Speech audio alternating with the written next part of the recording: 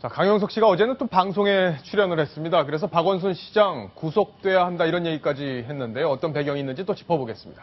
자, 과거에 이 두 사람 참여연대에서 함께 호흡을 맞췄던 사실 알고 계셨습니까? 그런데 왜 옛 인연이 이렇게 악연으로 돌변한 건지 그 이야기까지 저희가 자세히 짚어보도록 하겠습니다. 어제 방송에서는 아나운서 다 줘야 옛날에 했던 이 논란이 됐던 발언에 대해서 논란이 있었는데 어떻게 답변을 했는지 그 이야기까지 한번 짚어보도록 하겠습니다. 이동윤 차장. 네. 자, 일단 이 두 사람이 과거에 참여연대에서 활동을 했다는 얘기 알고 계신 분도 있고 그랬어? 하시는 분도 있을 것 같아요. 그렇습니다. 박원순 시장과 강용석 변호사가 애초부터 사이가 나쁘고 저격수로 그런 앙숙관계가 돼 있었던 건 아닙니다. 애초에 두 사람의 만남은 이 참여연대 통해서 아주 가깝게 지내는 사이로 알려져 있는데요. 특히나 강용석 변호사의 장인 장모가 이 박원순 시장 당시 참여연대 이사장과 대단히 가까운 사이였습니다. 그렇기 때문에 장인의 권유로 참여연대 활동을 시작했다라고 밝혔을 만큼 이 박원순 시장과 강용석 변호사는 각별한 사이였는데요. 하지만 중간에 강용석 변호사가 뭔가 이 틀어지는 일이 생기면서 두 사람이 완전히 다른 길을 걷게 된 거죠. 그랬군요. 자, 일단 그 이야기는 저희가 이제 잠시 후에 자세히 한번 짚어보도록 하겠고, 일단 이 본인의 불륜 의혹과 관련해서 어제 방송에서 입을 열었다고 하던데 그 이야기를 먼저 좀 들어보겠습니다. 불륜 문제는 안 물어주셨으면 좋겠는데. 홍콩에서 그분이 맞다라고 네. 그 블로그가 밝혔을 때는 왜 아무 말씀 안 하셨죠? 맞으니까요. 사진이. 네. 사진은 맞으나 스캔들은 네. 아니다. 그렇죠. 예, 알겠습니다. 그리고 그렇게 잘라버리시면 굉장히 황당해지는데요. 네네. 그게 전혀 그런 상황이 아니고요. 뭐 일방적으로 하여간 디스패치가 터트리고 나니까 졸지에 불륜남이 돼버려가지고 나중에 디스패치 상대로 고소할 생각이 있으신 겁니까? 지금 내일 하려고 그러는데요. 이게 어제 방송이었으니까 오늘 혹시 고소를 했답니까? 예, 아직까지 지금까지 확인된 바로는 아직 고소를 하지 않은 것으로 보입니다. 예.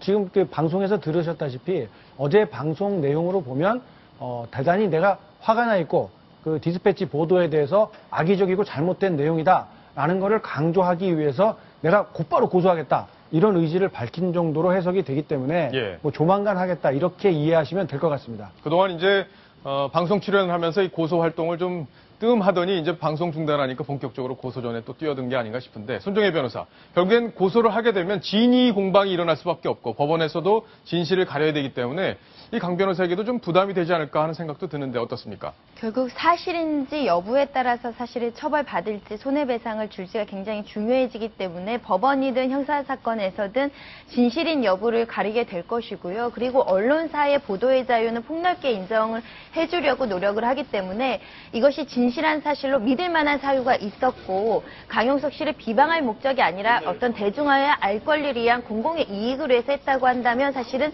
처벌하기도 굉장히 어려운 사건이기 때문에 그런 점을 알기 때문에 고소를 내일 할 것이다라고 말을 하시고 지금 주춤거리고 있지 않을까 생각합니다. 네. 자, 강용석 씨가 뭐 그전에도 여러 가지 설화를 낳았었죠. 바로 이 아나운서 발언인데 어제 방송에서도 이 아나운서 발언 관련한 질문이 있었습니다. 뭐라고 답을 했는지 한번 들어보시죠. 예전에 아나운서가 되려면 모든 걸 다 줄 준비가 돼 있어야 된다라고 그 얘기까지. 하셨잖아요. 네. 근데 저도 그렇게 보이시는지요? 네? 아니요, 전혀 그렇지 않고요. 네. 굉장히 하여간 우리 김주아 앵커께서는 뭐 정말 지적인 품위와 지금 뭐 이런 여러 가지가 예, 지금 겸비된 다른 말로 지금 대답을 하고 계세요. 네. 그렇습니다. 박성훈 논설위원. 네. 뭐 들으셨는데 네. 저 문제 때문에 어쨌든 당에서 탈당을 하게 됐고 그것 때문에 그 이후에 이제 박원순 시장을 물고 늘어지기 시작해서 결국엔 의원직까지 사퇴하게 됐었죠. 네. 국회의원분들 뽑을 때 잘 뽑아야 되겠다 이런 생각이 좀 듭니다. 네. 뭐 저런 것까지 사실 유권자들이 다 검증하고 뽑지는 못했겠지만 어쨌든 그 과거에 그 사람이 해온 말과 행동의 일치 그리고 그것들이 얼마나 제대로 그 유권자를 대표할 자격이 있는지에 대해서 사실은 당 내부 검증 과정에서 예. 좀 더 꼼꼼히 그 검증되고 사실 그래서 이제 뭐 경선 같은 걸 하다 보면 저런 어떤 과거사들이 파헤쳐지는 그런 측면이 사실 장점이라면 장점일 수 있는데 철저하게 내부 검증을 거쳐서 공천이 돼야 되지 않을까 예. 그런 생각이 듭니다. 자, 뭐 지금 이제 박원순 시장 아들 사건과 관련해서 이 강용석 변호사가 또 변론을 맡았기 때문에 또 논란이 점점 커지고 있는 그런 상황인데 이 사건에 대해서도 입을 열었습니다. 이 사건에 대한 얘기도 한번 들어보겠습니다. 강 변호사님께서 불미스러운 일이 없었더라도 이 박원순 시장 아들의 의혹을 맡았을까요? 그럼 평소 제 소신입니다. 뉴스가 뉴스를 덮는다. 사실 벌써 재판이 1년 가까이 됐는데 네. 언론의 주목을 너무 못 받고 있어가지고 그래서 제가 나서면 좀 더 언론의 주목을 받게 되지 않을까 하는 그런 생각이 들었고 이번 병역 비리가 확인되면은 시장을 사퇴하라고 말씀을. 사태가 아니라 진짜 박주신 씨가 아니라면 구속돼야 될 사안이죠. 구자가 두 분이 사실 예전에 같이 일하고 좀 가깝지 않으셨었나요? 가까웠죠. 근데 어쩌다가 일이 이렇게 됐죠? 제가 그분의 위선을 목격해가지고 아름다운 재단이라는 걸 떡 차리고 나가가지고 뭐 여기저기서 하여간 재벌들한테 돈을 왕창 받아냈더라고요. 그래서 저는 그때도 그걸 굉장히 제가 뭐라 그랬거든요. 손정혜 변호사, 본인이 이제 뭐 이렇게 좀 마음을 바꾸게 된 계기를 설명을 직접 하고 있는데 본인도 결국에는 이번 일이 이슈가 되는 것을 알고 좀 숟가락을 얹었다 이런 비판이 고소인 내부에서도 좀 나오고 있는 그런 상황이잖아요. 뭔가 가우뚱할 수밖에 없는 것은 어떤 병역 의혹을 밝힐 수 있는 공적인 어떤 정당한 목적보다는 어떤 사적인 나의 공경을 다른 사람을 공격함으로써 좀 벗어나려는 어떤 개인적인 이익으로 이것을 하는 것 같아서 그 진정성이 오히려 폄하돼서 지금 이 사건을 진행하고 계신 분들이 오히려 좀 불편하게 생각하지 않을까 하는 걱정도 들고요. 결국 대중에게 신뢰를 받기 위해서는 뉴스로 덮는 것이 아니라 본질적으로 내가 불륜을 저지르지 않았고 부도덕하지 않다라는 신뢰를 회복해야지 남에 대한 어떤 공격이나 이런 것들은 좀 맞는 방법은 아닌 것 같습니다. 예, 이동희 차장. 네. 과거에도 본인이 이제 아나운서 발언이 문제가 돼서 출당 조치가 됐잖아요. 네. 그래서 이제 무소속 상태에 있을 때 그때부터 박원순 시장을 물고 늘어지기 시작했고 맞습니다. 이번에도 본인이 불륜 의혹으로 궁지에 몰리니까 또 박원순 시장을 물고 늘어지기 시작했어요. 이 박원순 시장 입장에서는 좀 황당하고 좀 짜증나지 않을까요? 어떻습니까? 뭐 당연히 그런 생각이 들 겁니다. 뭐 아무리 공적인 인물이고 중요한 정치인이라 모든 것을 검증해야 된다 이런 명분을 내걸고는 있지만 어쨌든 강용석 변호사가 개인적으로 어떤 처지가 어려울 때마다 박원순 시장을 붙잡고 있는 그런 형국이 계속해서 발생하고 있기 때문에 박원순 시장 입장에서는 뭐 다른 논리를 떠나서 이 강용석 변호사하고만 생각을 하면 상당히 아주 꿈자리가 사나울 정도로 불편한 기색을 예. 감추지 못할 것 같습니다. 정말 악연이 아닐 수가 없는데 참여연대를 같이 활동을 했단 말이에요. 아까 방송 중에서도 본인 입으로 직접 얘기를 했지만 위선을 목격했다. 네. 돈을 뜯어냈다 재벌들한테 뭐 그런 이런 표현을 얘기를 써봤죠. 했잖아요. 예. 물론 그런 논란이 있기는 했습니다만 그 사실 여부는 뭐 또 아직 검증이 되지 않은 그런 내용이기도 한데 자 2년을 보면 굉장히 좀 복잡하긴 해요. 예, 고등학교 동문이다 이런 사이가 뭐 성정이 돼 있고요. 뭐 예. 대학도 물론 이제 박원순 시장은 중퇴를 했습니다만 서울대를 동문이다 뭐 이런 이야기는 뭐 확인이 되고 있고요. 참여연대 부분이 이제 관심이 쏠립니다. 1996년부터 박원순 시장은 당시 사무처장을 역임을 했고요. 그리고 강효석 변호사는 비슷한 시기에 집행위원으로 일했습니다.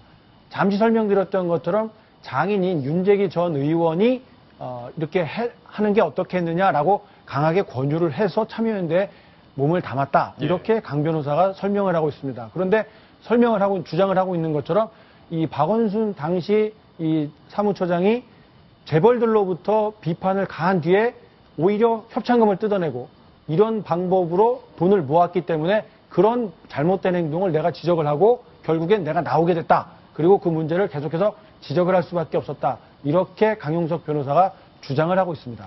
예. 박 시장이 어떻게 하면 되는 거예요? 박 시장 입장에서 좀 답답한데 물론 이제 병역 관련 의혹 이 부분은 이제 명쾌하게 드러나야 되고 밝혀져야 되고 주진 씨가 와서 또 검증을 통해서 명확하게 해명이 된다면 이번 논란이 더 이상 커지진 않을 텐데 물론 그것과 별개로 이 강용석 변호사의 어떤 행동 이런 것들은 상당히 조금 논란이 될 만한 부분이 있긴 해 보입니다. 그리고 어떤 흐름에 따라서 네. 박원순 시장에 대한 몇 가지 의혹들 그리고 대중에서 궁금해하고 있는 이런 부분들이 계속해서 자연스럽게 어떤 궁금증이 나타나고 풀려가고 이런 과정을 겪는다면 또 모르겠습니다만 이 강용석 변호사가 중간중간에 개입을 하면서 사태가 커지고 논란이 확산되는 그런 모습을 보였기 때문에 박원순 시장 쪽에서는 자 이런 걸로만 봐도 뭔가 좀 이 의혹 제기가 문제가 있는 것 아니냐 네. 이런 시각을 갖기에 충분합니다. 특히나 자, 이 그래픽에 나오는 것도 설명을 좀 부탁드릴게요. 예, 맞습니다. 지금 보시는 것처럼요. 강효석 변호사가 제기한 이제 대표적인 의혹들이 있습니다. 참여연대 시절에 교보생명의 상장에 문제가 있다라고 참여연대가 지적을 했더니 예. 아름다운 재단에 47억을 지원을 한 그런 교보생명에서 그렇습니다. 예. 예, 확인이 되다 보니까 이 교보생명 쪽에서는 이건 뭐 우리 지적한 내용과는 상관이 없이 저소득 가정을 아이들을 위한 후원금이었다. 문제가 없다. 이렇게 설명을 하고 있고요. 이 먹튀 논란을 빚었던 론스타의 경우에도 비판을 받고 난 이후에 7억 원의 기부금을 냈다. 이런 지적을 받았고요. 하지만 박원순 시장 쪽에서는 9천만 원은 론스타가 기소되면서 반환을 했다. 이렇게 해명을 하고 있습니다. 물론 두 가지 다 모두 정상적인 절차를 거쳤고 좋은 취지의 일에 쓰였다라는 게 박원순 시장 쪽의 해명입니다. 예. 손 변호사, 근데 보면 이 아름다운 재단에 돈이 기부가 된 건데 이 아름다운 재단은 강용석 씨 장모가 운영하고 있는 이사장으로 있는 곳인데 장모가 재단을 운영하면서 이제 어려운 이웃들을 위해서 쓰려고 한 돈을 문제 삼은 거네요. 그러기도 하고 사실은 장인인 윤재기 씨하고도 지금 박원순 시장하고의 관계가 굉장히 돈독한 것으로 알려져 있는데요. 이 문제를 다시 거론한 시점이 지금이라는 시점입니다. 본인의 어떤 정치적인 위기, 사회적인 위기에 속해 있을 때 이렇게 박원순 저격수 역할을 하면서 뭔가 위기를 돌파해 보려는 시도가 너무나 역력하게 있어서 그 문제를 제기하는 내용의 진정성을 좀 폄하시키는 측면들이 있고요. 사실은 제기하는 내용들을 보면 재벌로부터 돈을 받는 것이 위법하거나 탈법적인 것은 아닙니다. 또 그 돈을 받아서 합리적으로 좋은 곳에 썼다고 한다면 이 문제를 계속 거론하는 어떤 정치적인 정당성이 있는지에 대한 의문까지 들고 있습니다. 예. 이동희 차장. 네. 과거 이제 시장 선거가 있을 때도 이 강용석 씨의 어떤 발언들이 논란이 됐었고 양측에서 공방이 좀 있었는데 그 내용도 좀 정리를 해주시죠. 예, 선거 당시에는 이렇게 설명들을 했습니다. 뭐 특별한 어떤 계기가 있어서 서로 싸움이 악감정이 생긴 것은 아니다. 예. 강용석 변호사 쪽에서는 당연히 그런 문제점을 내가 지적하면서 했다라고 설명을 했었고요. 이 당시에 송우창 이 캠프 대변인은 이렇게 설명했습니다. 특별한 악연은 없었고 이 강 의원이 참여연대에 있을 때 장하성 교수 추천으로 미국 유학까지 갔다 왔는데 이제 와서 악의적으로 비난하는 건 정말 좋지 않은 일이다. 이런 성명을 낸 적이 있었고요. 강효석 변호사는 이에 맞서서 정말 우리 장모가 여기 참여하고 있어서 그렇지 그렇지 않았으면 내가 더 큰 건을 폭로했을 것이다. 라면서 이 공격의 수위를 전혀 늦추지 않았습니다. 더 큰 건. 더 큰 건이 뭐가 있을까요? 있으면 사실은 다 털었겠죠, 지금 상황에서요. 내놨어야죠. 아마 더 있었다면은 예. 진작에 내놨을 거라고 추정이 되는데요. 아직까지 그러지 않은 걸로 봐서는 뭐 저렇게 뭔가 더 있을 수는 있겠지만 더 큰 건, 그동안 알려지지 않았던 묻혀있던 사건 이런 것은 아닌 것으로 보입니다. 박성훈 논설위원. 네. 지금 강용석 씨 전략은 이 우파 진영의 마음을 한번 사보겠다. 그래서 정치를 한번 더 해보겠다. 이런 생각이 아닌가 싶은 생각이 좀 드는데 네. 박원순 시장이 어쨌든 진보 진영에선 상당한 지지 기반을 갖고 있기 때문에 네. 어떤 그 진보 진영의 큰 인물을 자기가 쓰러뜨리는데 기여해보겠다. 이런 개인적인 욕심도 작용하지 않을까 싶어요. 예를 들어서 얼마 전에 있었던 불륜 논란이라든지 예. 그 이전에 그 뭐 아나운서 비하 발언 이런 것들은 개인의 어떤 도덕성 문제지만 박원순 시장의 부분을 의혹을 물고 늘어지는 것은 지금 말씀하신 것처럼 정치적으로 박원순 시장이 야권의 주자로 나온다고 했을 때 이쪽 보수 내지는 새누리당 쪽의 그 지지자들 입장에서는 강용석의 싸움이 거칠어질수록 어떤 강용석을 굉장히 이렇게 많이 인지하고 또 예. 하나의 여당의 어떤 총선 후보로 받아들일 수 있지 않을까 이런 아마 계산이 쓴 게 아닌가 싶습니다. 네. 이동희 차장. 네. 박원순 시장의 저격수로 지금 이제 강용석 변호사가 뜨고 있는 그런 상황인 것 같은데 새누리당에도 이노근 의원이 그동안 줄기차게 문제를 제기해 왔는데 이번 재판과 관련해서 쓴소리를 내놨더라고요. 그렇습니다. 이노근 새누리당 의원은 이 서울시 고위 공무원 출신으로 서울시에서 구청장까지 지냈기 때문에 서울시정에 대해서 자세히 알고 있는 평가를 받고 있습니다. 그러다 보니까 이 박원순 시장에 대해서 저격수 역할을 했다 이런 말까지 듣고 있는데요. 오늘 이런 얘기를 했습니다. 이 박주신 씨의 불출석 이런 논란들은 이 사법부를 무시하는 행태다. 검찰이 뭐 하고 있는 거냐? 수소문하고 수사를 통해서 찾아낼 수 있는데도 불구하고 왜 어디에 있는지조차 파악을 못 하고 있느냐라고 강하게 이 사법 당국 또한 그 검찰 모두 비판을 했습니다. 근데 실제 재판에서 9월 21일 날 재판에서 이와 관련한 주신 씨의 어떤 그 주소지 파악과 관련해서 검찰 측과 변호사 측이 공방이 있었다면서요? 그렇습니다. 21일 그저께 있었던 공판에서요.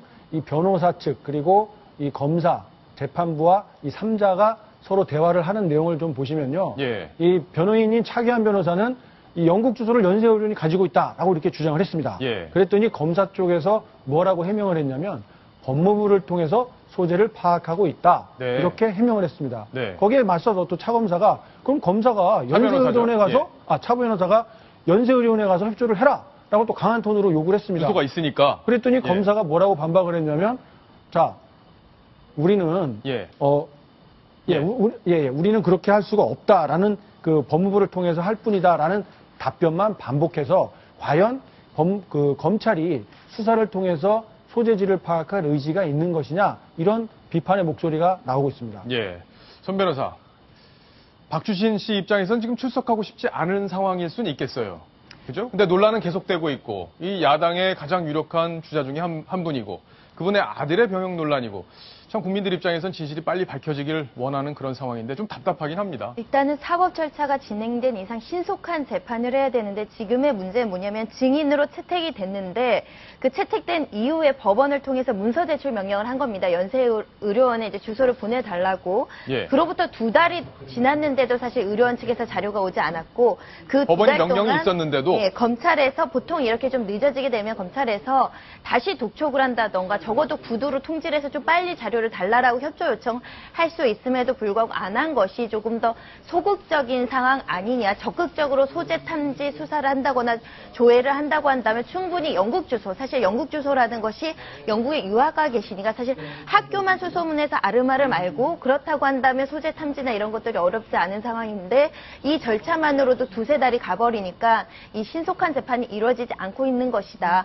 어찌됐든 결론을 내려면 증인에 대한 주소는 검찰에서 조금 더 적극적으로 알아볼 필요성이 있습니다. 예. 이동희 차장. 그러면 네. 결국에는 방법이 없는 거다. 지금 본인이 들어오지 않겠다고 하고. 근데 네티즌들이 뭐 많이 찾긴 찾는 모양이던데 부인하고 지금 같이 나가 있는 걸로 알고 있어요. 근데 행적을 전혀 지금 드러나지 않고 있죠. 이게 공식적으로 이 재판 서류가 송달이 돼야 되는데 네. 공식적인 주소가 확인이 되지 않는 한 그 서류를 보낼 수도 없고 뭐 보내봐야 소용이 없으니까요. 그렇기 때문에 이 정확한 소재지를 일단 파악을 해서 정확한 주소지가 확인이 돼야 법원에 그런 명령서, 출석 명령서 이런 것들을 보낼 수가 있거든요. 예. 그래서 일단 네티즌들이 아무리 그 주장을 하더라도 법원에서 인정할 수 있는 공식적인 자료에 의한 확실한 주소, 소재지가 파악이 되는 게 가장 빨리 처리해야 될 사안입니다. 예, 알겠습니다. 일단 가족들이 좀 협조를 해서 이 재판 절차가 잘 진행될 수 있도록 하는 게 제일 중요할 것 같습니다.